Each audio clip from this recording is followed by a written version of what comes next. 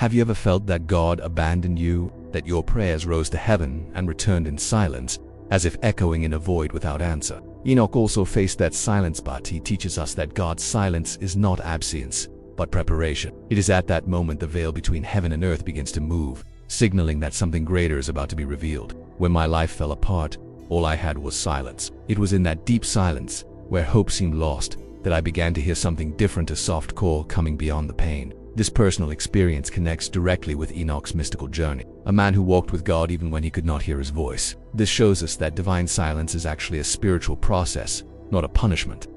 The video you are about to watch blends emotional narrative, theological reflection, personal experiences, and authentic analogies, all to deliver a powerful and practical message. Together we will explore how silence and doubt are part of the human search for purpose, and how Enoch's silent walk can inspire those who feel lost, abandoned, or without answers. There are moments when everything darkens inside, even while the sun still shines outside. It's that feeling of being present in the body but absent in the soul. Many think this is spiritual weakness, but it's not. It is precisely in these deep valleys that faith stops being theory and becomes visceral. Like many of us, Enoch faced this kind of silence before any revelation. The truth is, faith isn't born on stage. It grows backstage, in the dark. And curiously, it is backstage where history's greatest figures were shaped. Imagine the moon. It has no light of its own, but still illuminates dark nights because it reflects a greater light. Faith during the dark night of the soul is like that. It remains alive, even when the heart feels nothing.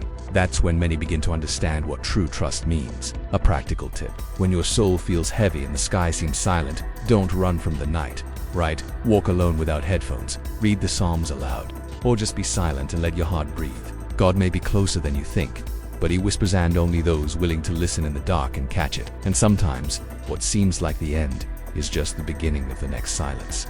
There is a kind of silence that hurts more than harsh words. It's the one that comes after a sincere prayer, made with knees on the ground and an open soul.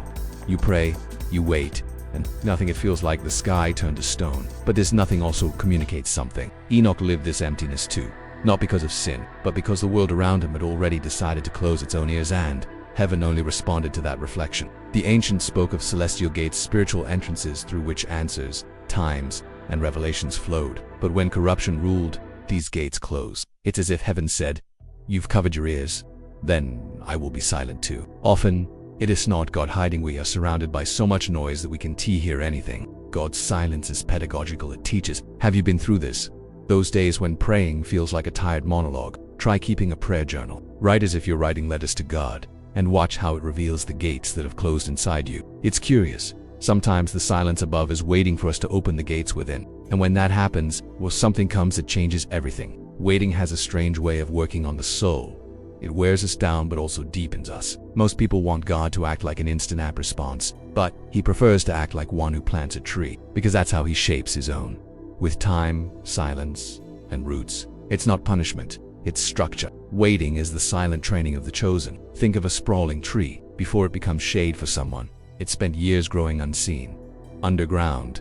And so are we. While we complain nothing is happening, God is working on what no one sees. The heart, thoughts, desires, he stirs it all. Enoch learned to wait not just because he wanted to, but because he understood that being shaped takes time. If you are waiting, try swapping anxiety for preparation. Read Proverbs. Start with a chapter a day. Practice intentional gratitude. Write down 3 things you are thankful for even without seeing results. Create small routines that honor the process, because waiting that shapes one day prepares the stage for the revelation that transforms.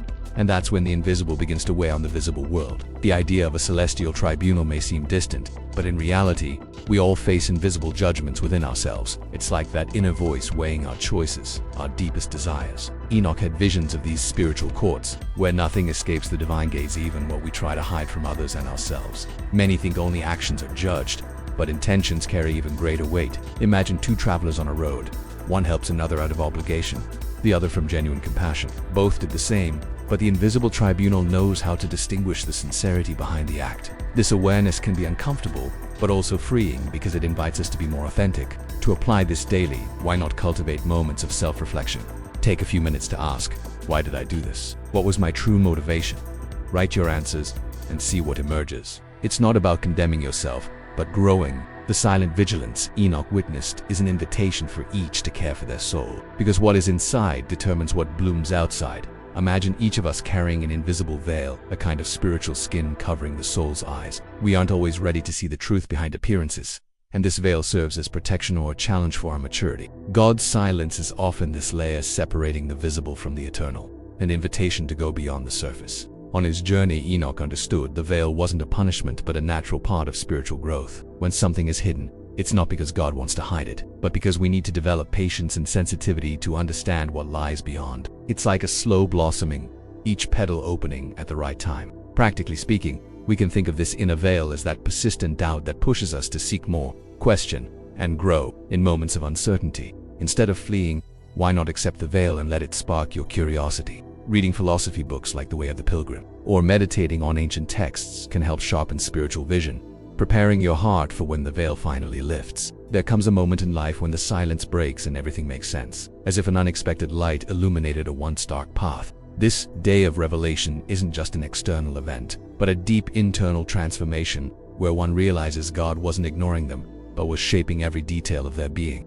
Enoch experienced this epiphany, which forever changed his journey. Often in crises we feel abandoned, but looking back, we see we were being prepared for something greater. It's like the blacksmith who leaves steel in the fire, burning and cooling it until it's strong enough to endure life's battles. Understanding this helps turn the anxiety of silence into trust in the process. To experience this day of revelation, a simple practice is to review your experiences with gratitude and patience, noting the lessons each challenge brought. It may seem hard at the moment, but this reflection helps recognize God's invisible shaping in our story. And, when least expected, silence becomes a dialogue, a sacred dance between heaven and soul. Enoch is a fascinating example of faith that goes beyond what eyes can see and ears can hear. He walked with God even without audible signs or immediate answers, trusting the invisible presence guiding his steps. This silent walk is an invitation to all who feel the absence of answers but don't want to give up the search. Walking in faith, like Enoch, is like trusting a forest trail without a map or compass.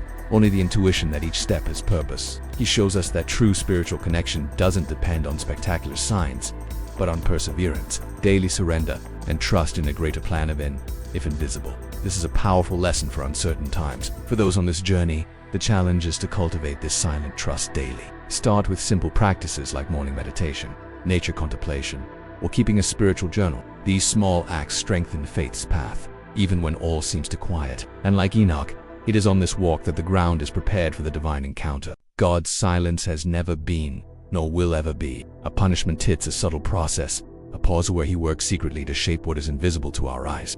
In the pauses, absences, and nights without answers, God is acting, preparing fertile ground for deep transformation. If you are waiting, feeling that absence, no, you are in the right place. Just as Enoch waited, walked, and trusted, he was taken on. His story continues to inspire us to cross silence with faith. And you, have you felt this silence? How about sharing your experience in the comments? Let's walk together, like Enoch, learning to listen in the void and trust the invisible. If this video touched your heart, don't forget to share so more people can find hope. Subscribe to the channel and turn on notifications, because in the next video we will reveal the secrets of spiritual prisons, where even angels await the final judgment. What lies beyond the abyss?